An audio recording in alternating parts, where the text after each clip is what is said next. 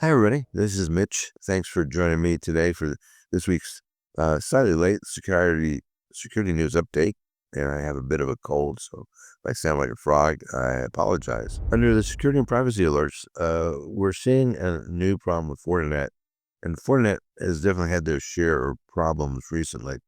This particular problem is a 0-day, which allows hackers to go bypass authentication, and assuming that you're using Fortinet Cloud SSO, get into your firewall and own it.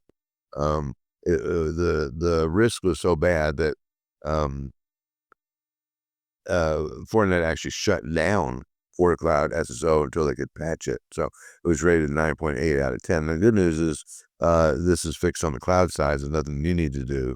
But I would definitely keep an eyeball peeled on your firewall and make sure that, assuming that you're allowing Fortinet Cloud SSO, that you didn't get hacked in the meantime. In the AI alerts department, question, can you copyright AI generated works? Copyright Office continues to say no. The DC Circuit Court of Appeals says no.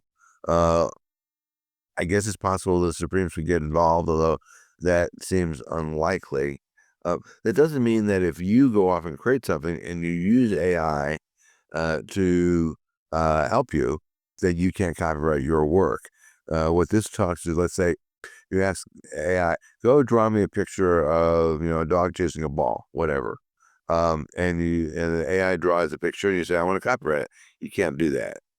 But if you're significantly involved in the creation of the content, then you can still copyright things. So important to know. Also important to know is that according to a recent report, 40% of insider threats involve AI agents.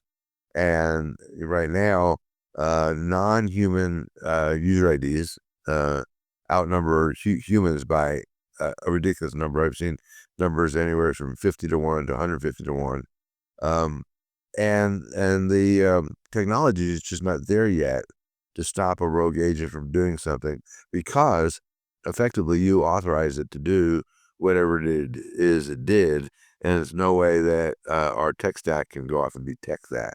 So, and I'm gonna do a video on that later, but be careful what permissions you give your AI agents, because they can run amok. And at least according to some people, AI will cause an amazing amount of damage this year. That's kind of, you know, based on what I just said a second ago.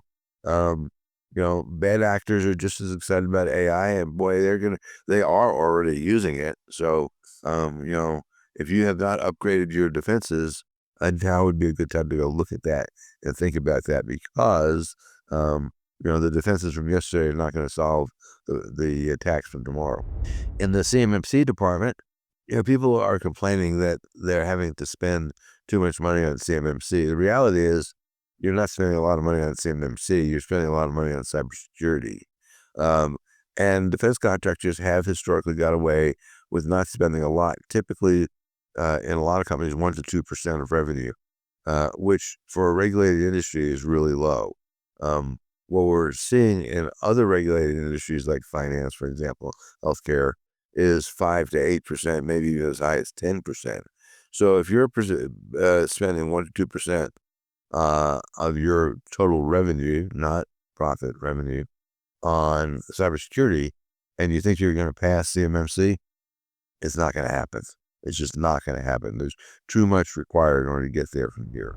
Another customer asked, they had a customer ask them to treat their old paper drawings, like from 25 years ago, as if they were CUI. Of course, they're not marked, right? So, you probably do have to treat it if that's what the customer says. Although you can go back and say this is scope creep and ask for money, which, depending on your relationship with the customer, that might work. Or maybe you destroy that stuff. Maybe that's the answer. So, there's a lot of different options there. But if that was not a contract requirement, then now it's a contract requirement. The bigger problem is that, so this stuff was created 25 years ago, it was never marked. God knows where it spread throughout your organization. So, need help with all that, give us a holler, please. FedRAMP 20X, next comment. It is possibly maybe the next generation of FedRAMP. It certainly will make FedRAMP a lot simpler to achieve, but there's no certification process for it.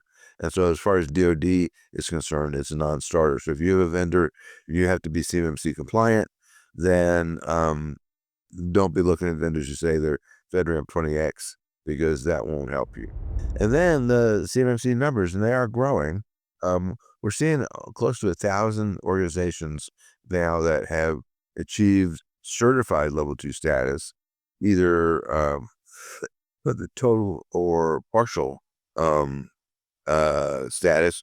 And out of that, about 100 organizations are in process. And lastly, in the CMC department, how do we deal with joint ventures? And it really depends on the cage code. I apologize for my coughing.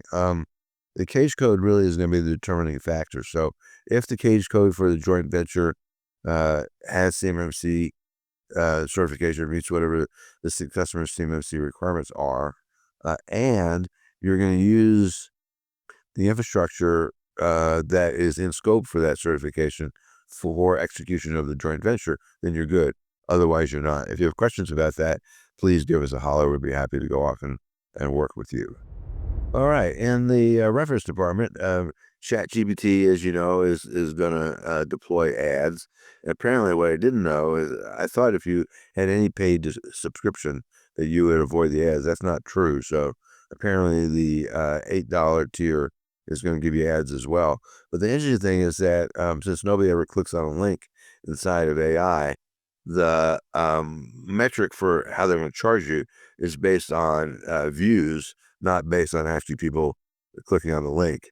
And it might be as high as $60 per 1,000 views, which, and they haven't announced pricing yet, but that's, numbers that are being floated around. That would make it very expensive, like watching an NFL football game on live TV, kind of expensive. And you have no clue whether anybody even saw what you're paying for, or certainly whether they clicked on it or not. So I'll be interested to see who decides that that's a worthwhile deal. It probably is going to be large companies that want to do some branding. Have you ever heard of a software tool called Visio? Well, no, not that Visio, not the Visio that you have heard of. This one is a French video conferencing tool. The French have decided that they don't trust the Americans, and so they're developing their own video conferencing tool, which will be built in France, hosted in France, and at least for the French public sector, will be mandatory for people to use and not use things like Teams and Meet and stuff like Zoom, stuff like that. So that's interesting. Not good for those video conferencing vendors, and whether or not the French private sector decides to do that, I think will be purely a function of cost, right? Teams right now, depending on what version of the Microsoft product you have, comes for free. There is a free version of Zoom. Google Meet is free. So if it's expensive and people don't have a high level of security concern, then they're probably not going to do it, but otherwise they might. So we'll see what kind of adoption it gets outside of the government sector. In legislative and legal activities, if you think the cybersecurity requirements you have to comply with are hard, Israel is proposing a bill that for critical infrastructure, which there are 16 different sectors from power to water to tech to if you have a significant incident, you must report it to the Israeli government in real time. Now, it's not a law yet; it's just a bill, but they've been pushing this for a long time, and they think maybe they can get it across the finish line. So don't whine about U.S. Security laws, because you really would be unhappy if you had to deal with Israeli security, the proposed security law. And now on to Chinese laundry. It's probably not a politically correct term anymore, but the Chinese, we believe, have laundered about $16 billion of illegal cryptocurrency in 2025. And that's about 20% of all illicit crypto funds. That amounts to $40 million a day. Nice gig if you get it, 44 million, sorry. And the blockchain analysis firm Chainalysis says that 82 billion of cryptocurrency total was laundered on chain last year, which is up from only 10 billion. So that's a 800% increase since 2020. All right, in the breaches department, Nike hackers just did it. I'm not sure that Nike would be pleased with me co-opting their slogan, but they stole 1.4 terabytes. And the thing that's interesting is they did not steal customer credit card data or email addresses or whatever. They already have enough of those. They don't need any more. What they stole was Nike intellectual property, and that's one of those things where once it's stolen, it's stolen. There's just no way to get it back in the can. So that's a real problem for Nike, depending on the specifics of what they stole. So interesting. And also in the breaches, the Treasury Department canceled a number of Booz Allen contracts. Really symbolic as it represents $5 million in revenue to Booz, and to Booz as a multi-billion-dollar company. While no one wants to lose any contracts, losing $5 million in revenue really doesn't make much of a difference in the bottom line. But they say that comes from the fact that one of their, I think it was a contractor, I don't think it was an employee, leaked President Trump's tax returns years ago. So as a result, they're canceling their contracts. Okay, on to the daily blog. So this is interesting, I think. Well, of course, I think differently than other people. So hackers are, we always knew there are a lot of bots in social media. So that part's not news. But what is news is that these bots are now are being controlled by AI, and they are basically upvoting each other. So, if bot 1 posts something, bot 2 will like it, bot 3 will make a comment on it, bot 4 will forward it to, a different group of list. So you wind up with what looks like activity, which generally speaking will promote that content, and whether the content is just purely misinformation or whether it's disinformation, it's going to be more visible, and it's probably a bit harder for the companies, assuming they even care, to detect and stop. And now, it seems we talk a lot about AI these days. Could we maybe have too much AI? And you probably can't have too much AI, but specifically what I'm talking about here is if you have a lot of AI generated content and the content is low quality and accurate, and then other AI LLMs hoover up that inaccurate AI generated content, then we wind up with an overall lowering of the quality of the AI results because they're basically feeding on themselves, and that is already happening. So we'll see whether the AI guys are able to figure out how to deal with that. I'm not sure how they would, but I'm sure they're working on it. And then personal AI agents are creating a security nightmare, and the reason is because these agents have the same permissions as you do, and access to the same data that you have access to, because you really haven't redone your data governance process in light of AI. And so God knows what they're doing, right? You don't know. They're sucking up all this data.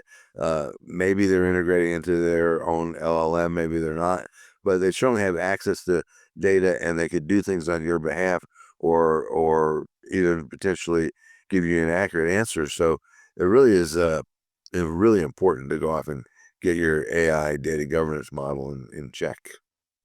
And then the last is the news bites. This is kind of weird. China's second in command is accused of leaking nuclear secrets to the United States. He's like 75 years old and very close to Xi. I'm not sure why he would do that, but he's now locked up, and God knows, knowing China, they'll probably execute the guy. Next, the tech industry lobbied They got what they lobbied for, but I'm not sure they're going to like what they got. So under the previous administration, CISA created a single form for all executive branch agencies, and there's about 200 of them, to go collect data from software developers on their security practices. And they said, this is onerous. It's going to take us a long time.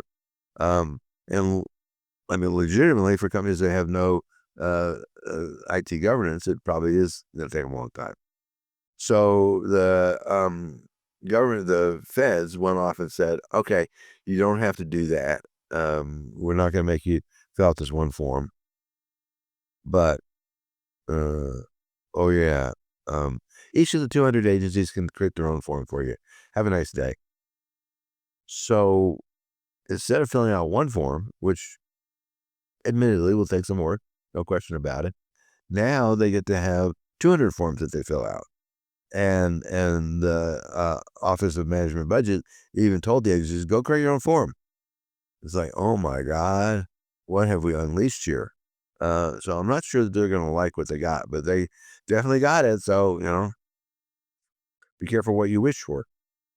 DOJ continues to find folks that are doing ATM jackpotting attacks. It's a well-known attack.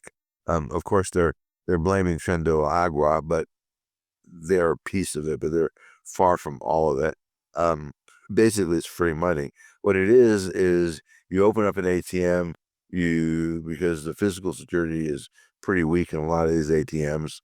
This is why you're seeing, like at banks, when they have a drive-up ATM now, is big ballers and huge steel bars running across the front of it. That's to stop people both from driving off with the ATM and trying to break it open. But in many ATMs, the physical security sucks. And so they crack open the door, they wait to see if the cops show up, which many times they don't, because these ATMs are not all alarmed. And then they plug in a laptop, they download malicious code into the ATM, and then they put in a bogus ATM card that's keyed to the malicious software, and just dumps out all the money that's in the ATM. It's kind of a cool deal if you can get it, right? So they've arrested like 80 folks, and they just arrested another 30, and they're still looking for more, because I mean, a full-blown ATM could have up to $250,000 in it. So, if you can compromise one of these things, you can get, let's assume it's half full, $100,000. Well, that's a pretty good day's haul, and much less risky than robbing a bank. And 13 years ago, the government was warned that there was an attack that was going to be exploited, and they ignored it. And now we're seeing that attack is being exploited, and now it's like, oh crap, what do we do? And it's because that's where the money is, to the tune of $158 billion last year. So, I still don't understand why they're doing that. You know, if there's anything we can do for you in either the security or AI arena, please let us know. We'd be happy to help. Until next time, keep your AI close and stay secure. Thanks for listening.